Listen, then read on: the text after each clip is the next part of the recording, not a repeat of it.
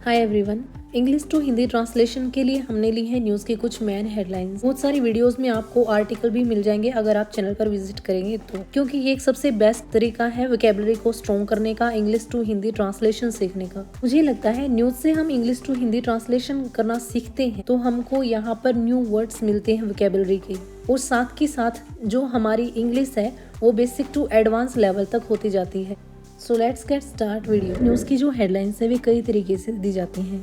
कई present indefinite tense के अंदर होती हैं, तो कई पैसिव वॉइस के अंदर होती हैं, और कई जो न्यूज़ की हेडलाइन होती हैं उनमें सिर्फ घटना बताई जाती है, यानी कि सिचुएशन बताई जाती है। कोई टेंस उनके अंदर नहीं होता है, या फिर वे सिंपल सेंटेंस के अंदर दी गई होती हैं। तो इसी टाइप की ये कुछ हेडलाइन है।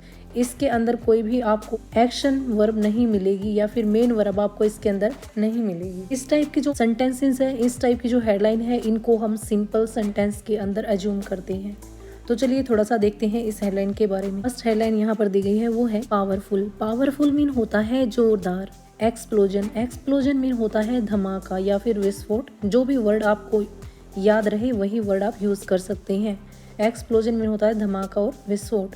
नियर, नियर मीन नजदीक या फिर पास में। डेलीज, डेलीज यानी दिल्ली के। इस एपोस्ट्रोफी एस का मीनिंग होगा यहाँ पर के, क्योंकि इसके का, के की तीनों ही मीनिंग होते हैं। वो हमें सेंटेंस के अकॉर्डिंग एक सिलेक्ट करना होता है।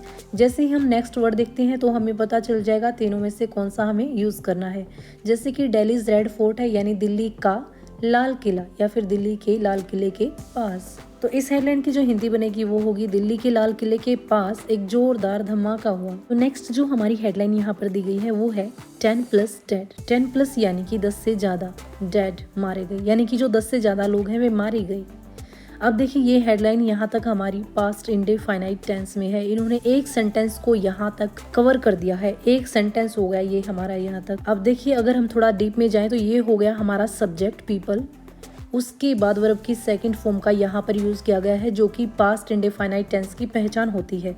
सब्जेक्ट प्लस वर्ब की सेकंड फॉर्म। एक सेंटेंस जो है यहाँ तक हमारा कंप्लीट हो जाता है कि 10 लोग मारे गए, यानी कि ये जो सेंटेंस है हमारा पास्ट इंडेफिनाइट टेंस के अंदर है। सवरल, सवरल का मीनिंग होता है कई या फिर कुछ।